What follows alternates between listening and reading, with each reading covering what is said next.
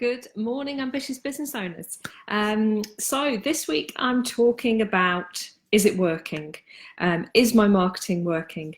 And I hear a lot of people asking me, I'm never sure which strategy to do because I don't know whether I'm going to waste my money. So last week we talked about picking a strategy, and I also touched on the importance of making sure that you could track and measure it. Hi, Anne, nice to see you. So once you've picked a strategy, it's really important that you just don't go out there and chuck your money at it and hope that it works. You need to plan before you actually throw your money at it, because you need to decide how much money to put to it. So it would be a bit like a retailer ordering stock and ordering far too much stock, and then they can't sell it. And the same with understocking. And then they sell out quickly, and then customers get frustrated because they can't get it. So any investment you make in your business, whether it's buying stock, whether it's investing in a website, whatever it is, you need to consider how much you're going to spend on it as to whether you're going to get a return on it. So again, it's the classic of where people say, oh, I need a website. And they have this all singing, all dancing website, but they haven't considered how they're going to make a return on it. You know, how are they going to use the website to generate leads? How are leads going to be sent to the website and captured? So everything you do, you need to track. And there's some really simple ways you can do this, and it all depends on what strategy you're using. So I'll just give a couple of examples. But one of the basic ways I do it is I just create a simple Excel spreadsheet. And as soon as I decide on a marketing strategy or something, or even like a program you're creating or a course that you're going to sell, I start listing the costs of it, everything. So for example, I'm working on something at the moment and I'm listing all the expenses, and that's right from my time. It could be website hosting if you're going to need to, I don't know, do landing pages or something, buying URLs. It could be some particular software or plugins that you need to use to add.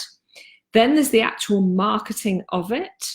Now, is that time to create newsletters to your database? Are you going to pay for Facebook ads? Are you going to do flyers? You know, all of the things that you need to market that particular product or service or whatever it is. Same if you were, let's say you were going to run an event, an offline event, or a pop-up, for example. I know I've got lots of retailers in this group. So if you were going to do a pop-up or a market stall, there's the cost of the market stall, there's your time, there's any setup costs, or if you needed to hire a table, or you needed some expo signage or lighting or shelving, you need flyers on it. Maybe you invest in an iPad to capture people's email addresses when they arrive. Maybe you need to print extra business cards for it. Maybe you haven't got all the equipment that you need for it, so you need to hire or borrow or anything like that. So get a spreadsheet and start listing all the costs of it. And as soon as you know what the costs are, there may be some that you don't think of immediately. That's okay, but really brainstorm and consider, do your research, ask other people who've done a pop-ups, what was useful to them, what did they wish they'd had, what was a last minute cost that they hadn't considered. List it all down. And then you've got an idea of how much that's going to cost you. And then you know how much product you've got to sell, or how many services, clients you've got to capture in order to get a return on that strategy. So if your pop-up is selling products, you quickly know, okay, it's going to cost me, let's just do easy numbers, $1,000 to actually do this pop-up over the 2 days. So therefore, I don't need to turn over $1,000 because you've obviously got to consider the profit margin on your products. So you've got to work out, you know, if you're only making, I don't know, let's say 30% on the sale of a product, then you need to obviously turn over an awful lot more and make a lot of sales to make that time worthwhile. Now, there may be some after sales. So if you capture people's contact details and they become a repeat customer, so they buy something off you on the day and they then come back to you and shop with you online, or you do another pop-up and they come and see you again. So that's always an option, but you can't bank on that. So if you make nowhere near your return, then you're going to consider, well, was that too expensive? Was it the wrong location? Did I have the wrong products with me? So it's not to say you won't do it again, but at least you've got a clear idea of how much it cost you and whether it made a return or not. If you kept doing that month in, month out, and you did 3-4 pop-ups and each of them didn't make a return, then you're probably going to say it's not the right strategy or something's going wrong with it. But at least you can review it and see, oh, I could save costs here. And now I've invested in that, I can use it again and again. So I'm not going to keep paying for it. Or if I buy 3 pop-up stalls, the mall gives me a discount on my 3rd, for example. So your cost goes down there. But keep that spreadsheet. So that's great for events, pop-ups, as I say, launching programs, new products, new services. It's a great way to track how much is costing you. I know a lot of sort of coaches and service providers they underestimate the amount of time and all the little bits that you need to be able to put together that course, and they haven't tracked the cost of it.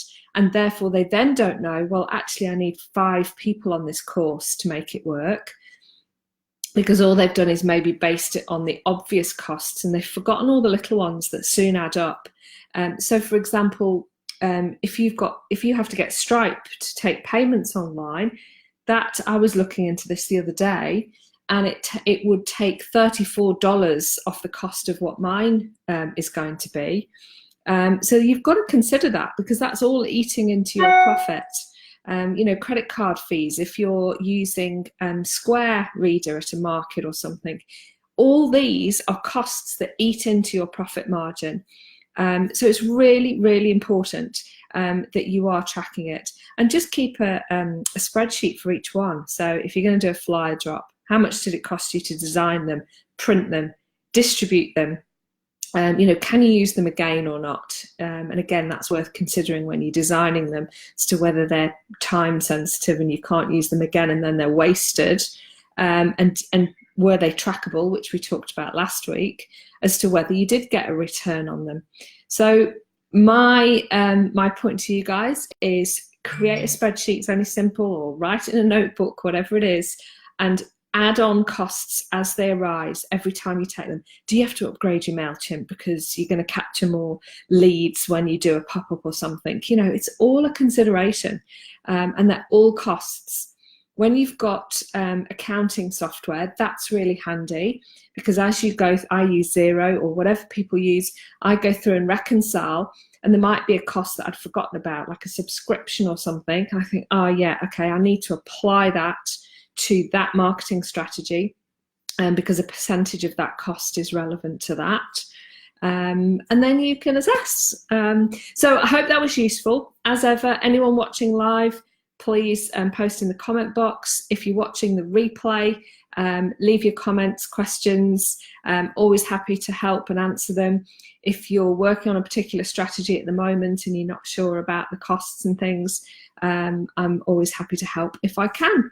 Thanks for listening, guys. I'll be joining you next week for another new topic. And if you've got any ideas for topics you want me to talk about, or any sort of marketing challenges you've got, as ever, just fire them in and I will add them to my list of Facebook Live topics. Thanks, guys. See you all soon. Bye.